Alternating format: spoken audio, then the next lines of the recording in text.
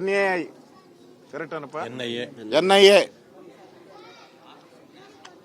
ನಾನು ಡಿಮ್ಯಾಂಡ್ ಮಾಡ್ತಾ ಇದ್ದೀನಿ, ಇದು ಅವರ ಸಿಟಿಸನ್ಶಿಪ್ ಅನ್ನ ನಮ್ಮ ಸರ್ಕಾರ ಮಾಡಕ್ ಸಾಧ್ಯನೇ ಇಲ್ಲ. ನಮ್ಮ ಸರ್ಕಾರ ಬಿಟ್ರೆ ಸಿದ್ದರಾಮಯ್ಯನವರು ಅವ್ರು ಮೊದಲೇ ಟೋಪಿ ಹಾಕೊಂಡವ್ರೆ, ಕರ್ನಾಟಕ ಜನಕ್ಕೆ ಟೋಪಿ ಹಾಕ್ಬಿಡ್ತಾರೆ. ಈಗಾಗಲೇ ಡೈರೆಕ್ಷನ್ ಬಂದಿದೆ ಇವರೆಲ್ಲರಿಗೂ ಜನವರಿ ಒಳಗಡೆ. ಯಾಕಂದ್ರೆ ರಾಹುಲ್ ಗಾಂಧಿ ವೇಣುಗೋಪಾಲ್ ಈಗಾಗಲೇ ಡೈರೆಕ್ಷನ್ ಕೊಟ್ಬಿಟ್ಟವ್ರೆ.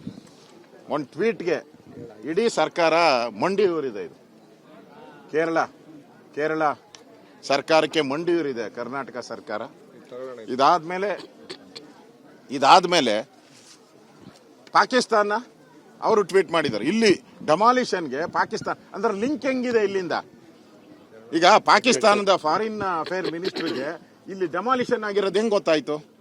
ಇಲ್ಲಿರೋ ಯಾರೋ ಸ್ಲೀಪರ್ ಸೆಲ್ ಫೋನ್ ಮಾಡಿರ್ತಾನೆ, ಇಲ್ಲಿರೋ ಯಾವ ಟೆರರಿಸ್ಟು ಫೋನ್ ಮಾಡಿರ್ತಾನೆ. ಹೆಂಗೆ ಸಾಧ್ಯ? ಪಾಕಿಸ್ತಾನಕ್ಕೆ ಇಷ್ಟು ಬೇಗ ಹೊಡೆದಿದ್ದು ಒಂದೇ ದಿನಕ್ಕೆ ಮೆಸೇಜ್ ಹೋಗ್ತೈತೆ ಅಂದ್ರೆ ಇಲ್ಲಿ ಟೆರರಿಸ್ಟ್ ಇದ್ದಾರೆ, ಇಲ್ಲಿ ಮೆಸೇಜ್ ಕೊಡ್ತಾ ಇದ್ದಾರೆ. ಕೇರಳದ MP ಬರ್ತಾನೆ ಒಬ್ಬ, ಯಾರೋ ಮುಸ್ಲಿಂ, ಮೊದಲು ಅರೆಸ್ಟ್ ಮಾಡಬೇಕಾಗಿತ್ತು ಅವ್ರನ್ನ. ಅವನ್ನ ಅರೆಸ್ಟ್ ಮಾಡಿ ಜೈಲೊಳಗೆ ಹಾಕ್ಬೇಕಾಗಿತ್ತು. ಯಾಕೆ ಹಾಕಿಲ್ಲ ಸರ್ಕಾರ? ಕೇರಳದಲ್ಲಿ ಎಲೆಕ್ಷನ್ ನಡೀತಾ ಇದೆ, ಎಲೆಕ್ಷನ್ಗೋಸ್ಕರ ಕರ್ನಾಟಕವನ್ನ ಬಲಿ ಕೊಡ್ತಾ ಇದ್ದಾರೆ ಕಾಂಗ್ರೆಸ್ ಅವರು. ಇಲ್ಲಿ ಮುಖ್ಯಮಂತ್ರಿಗಳು ಇವತ್ತು ಕೇರಳಕ್ಕೆ ಹೋಗಿ ಕೇರಳ ಭೇಟಿ ಮಾಡಿದ್ದಾರೆ, ವೇದಿಕೆ ಹಂಚಿಕೊಂಡಿದ್ದಾರೆ. ನಾಚಿಕೆ ಆಗಬೇಕು ಮುಖ್ಯಮಂತ್ರಿಗೆ. ನಮ್ಮನ್ನ ಬುಲ್ಡೋಜರ್ ಸರ್ಕಾರ ಅಂತ ಹೇಳಿದ್ಮೇಲೆ ಬುಲ್ಡೋಜರ್ ರಾಜ್ಯ ಅಂತ ಹೇಳಿದ್ದಾರೆ ಕೇರಳ. ಅವ್ರ ಜೊತೆ ನೀವು ವೇದಿಕೆ ಹಂಚ್ಕೊಂತೀರಾ ಅಂದ್ರೆ ಇದಕ್ಕಿಂತ ನಾಚಿಕೆ ಗೇಣಿ ಇದೆ. ನೀವು ಈ ರಾಜ್ಯದ ಮುಖ್ಯಮಂತ್ರಿ ಆಗಕ್ಕೆ ನಿಮ್ಗೆ ಏನ್ ನೈತಿಕ ಅಧಿಕಾರ ಇದೆ ನಿಮ್ಗೆ? ಬುಲ್ಡೋಜರ್ ಅಂತ ಒಪ್ಕೊಂಡಂಗೆ ಆಯ್ತಲ್ಲ ನೀವು. ಅಂದ್ರೆ ಕೇರಳದವ್ರು ಬುಲ್ಡೋಜರ್ ಅಂತಾರೆ, ಪಾಕಿಸ್ತಾನದವರು ಇದನ್ನ ಅನ್ಯಾಯ ಇಲ್ಲಿ ಅಂತ ಹೇಳ್ತಾರೆ. ಲಿಂಚಿಂಗ್ ಪದನೇ ಹೇಳಿದ್ದಾರೆ. ನಾನು ದಾಖಲೆನೂ ಕೊಡ್ತೀನಿ, ಎಷ್ಟೆಷ್ಟು ಮನೆಗಳು ಕೊಡ್ಬೇಕು ನೋಡಿ. ಇಲ್ಲಿ ದಾಖಲೆ ಇದೆ ನನ್ನ ಹತ್ರ, ನೋಡಿ ದಾಖಲೆ ಇದೆ. 13,999 ಮನೆಗಳು ಯಾರಿಗೆ ಫ್ಲಡ್ ಆಗಿ ಮಳೆ ಬಂದು ಮನೆ ಬಿದ್ದೋದವ್ರಿಗೆ ಇಲ್ಲಿದೆ ನೋಡಿ. ಇವ್ರು ಕೊಡಕ್ಕೆ ಯೋಗ್ಯತೆ ಇಲ್ಲ ನಿಮಗೆ. ಇವ್ರು ಮನೆ ಕಳ್ಕೊಂಡು ಬೀದಿಯಲ್ಲಿದ್ದಾರೆ, ಮರದ ಕೆಳಗಡೆ ವಾಸ ಮಾಡ್ತಾ ಇದ್ದಾರೆ. ಅವ್ರಿಗೆ ಕರೆಂಟು ಇಲ್ಲ, ಏನೂ ಇಲ್ಲ, ಊಟನೂ ಇಲ್ಲ. ನೋಡಿ ಇಲ್ಲಿ ಊಟ ರೆಡಿ ಆಗಿದೆ, ಅವಾಗ ಎಲ್ಲ ಕರೆಂಟ್. ನಮ್ಮ KEB ಅಧಿಕಾರಿಗಳು ಎಲ್ಲಿದ್ದಾರೆ? ಮಾನ ಮರ್ಯಾದೆ ಇದೆಯಾ KEB ಅಧಿಕಾರಿಗಳಿಗೆ, ಬೆಸ್ಕಾಂ ಅಧಿಕಾರಿಗಳಿಗೆ? ನಾಚಿಕೆ ಆಗಲ್ವಾ ನಿಮಗೆ? ಮನುಷ್ಯತ್ವ ಇಲ್ಲ ಅನ್ರಿ ನೀವು?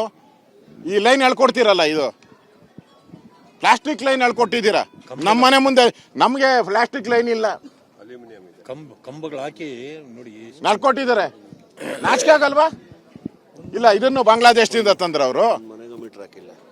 ಮೀಟರ್ ಹಾಕಿದ್ದೀರಾ? ನಿಮ್ಮ ಯೋಗ್ಯತೆಗೆ ಅಷ್ಟು ಬೆಂಕಿ ಇಕ್ಕಿದ್ರು ಬೆಸ್ಕಾಂ ಅವರು. ನಾಚಿಕೆ ಆಗಲ್ವಾ ನಿಮ್ಗೆ? ಮೀಟರ್ ಹಾಕಿಲ್ಲ. ಇಲ್ಲಿ ಏನಾನ ಅನಾಹುತ ಆದ್ರೆ, ಬೆಂಕಿ ಅನಾಹುತ ಆಗಿ ಸತ್ತರೆ ತಿರುಗಿದ್ರು ಇಂಟರ್ನ್ಯಾಷನಲ್ ನ್ಯೂಸ್. ಕಾಂಪೋಸಿಷನ್ ಎಲ್ಲರಿಗೂ ಅವಾಗ ಡಿಮ್ಯಾಂಡ್ ಮಾಡ್ತಾರೆ, 1 ಕೋಟಿ ಕೊಡಿ, 2 ಕೋಟಿ ಕೊಡಿ ಅಂತ ಎಲ್ಲ ಡಿಮ್ಯಾಂಡ್ ಮಾಡ್ತಾರೆ. ಎಲ್ಲ ಕಡೆ ಇನ್ಸುಲೇಷನ್ನೇ ಇಲ್ಲ, ಎಳೆದ್ಬಿಟ್ಟು ಲೈನ್ ಹೊಟ್ಟೋಗಿದ್ದಾರೆ ಬೆಸ್ಕಾಂ ಅವರು.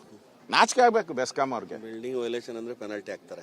ಇದಕ್ಕೆ ಒಂಚೂರು ಬಿಲ್ಡಿಂಗ್ ವೈಲೇಷನ್ ಇದ್ರೆ ಡೆಮಾಲಿಷನ್ ಅಂತಾರೆ. ಯಾರೋ ಪಾಪ ತಹಸೀಲ್ದಾರೋ ಯಾರೋ ನಮ್ಮ ಕಸ ವಿಲೇವಾರಿ ಡೆಮಾಲಿಷನ್ ಮಾಡಿ ಸರ್ಕಾರದ ವಶಕ್ಕೆ ತೆಗೆದುಕೊಂಡ್ರೆ ನೀವು ಅವ್ರ ಮೇಲೆ ಕ್ರಮ ಮಾಡ್ತೀರಾ? ಅವ್ರಿಗೆ ಆವಾಜ್ಗಳು ಬಿಡ್ತೀರಾ ನೀವು? ಯಾವ ಅಧಿಕಾರಿ? ಇನ್ಮೇಲೆ ಕರ್ನಾಟಕದಲ್ಲಿ ನೀವು ಡೆಮಾಲಿಷನ್ ಮಾಡಿ, ನಿಮ್ಮ ಯೋಗ್ಯತೆ ಇದ್ರೆ ನೋಡೋಣ. ಸರ್ಕಾರ ನಿಮ್ಗೆ ಮಾಡ್ರಿ ನೋಡೋಣ. ಇದೊಂದು ಮಾನದಂಡ ಆಗ್ಬಿಟ್ರೆ, ಇಡೀ ರಾಜ್ಯದಲ್ಲಿ ಇದೊಂದು ಮಾನದಂಡ ಆಗ್ಬಿಟ್ರೆ ಇನ್ಮೇಲೆ ಎಲ್ಲಿ ಯಾವ ಮುಖ ಇಟ್ಕೊಂಡು ಡೆಮಾಲಿಷನ್ ಮಾಡ್ತೀರಾ? ನಾನು ಜಿಲ್ಲಾಧಿಕಾರಿ ಕೇಳಿದೆ, ಎಷ್ಟು ಡೆಮಾಲಿಷನ್ ಮಾಡಿದ್ದೀರಾ ಅಂತ.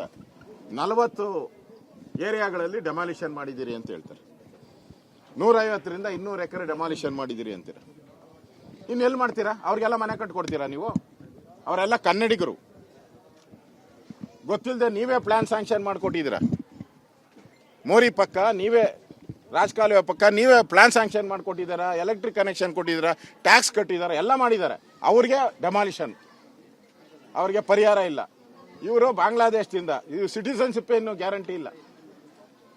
ಎಲ್ಲರೂ ಕೇಳಿದ್ರೆ ಆಂಧ್ರ, ತಮಿಳುನಾಡು, ಕೇರಳ ಅಂತ ಹೇಳ್ತಾರೆ. ಅಲ್ಲಿಗೆ ಎಲ್ಲಿಂದ ಬಂದರು? ಈ ಸಿಟಿಸನ್ಶಿಪ್ಪೇ ತಪ್ಪು. ಇಲ್ಲಿ ಬಾಂಗ್ಲಾ ಇದೊಂದು ಹಬ್ ಮಾಡ್ತಾ ಇದ್ದಾರೆ ಕರ್ನಾಟಕ, ಸಿದ್ದರಾಮಯ್ಯ ಅಂಡ್ ಸರ್ಕಾರ. ಯಾಕಂದ್ರೆ ಇಲ್ಲಿ ಇಷ್ಟು ಬೇಗ ಬಂದ್ರಲ್ಲ, ಇಲ್ಲಿ ಇವ್ರ ಯೋಗ್ಯತೆಗೆ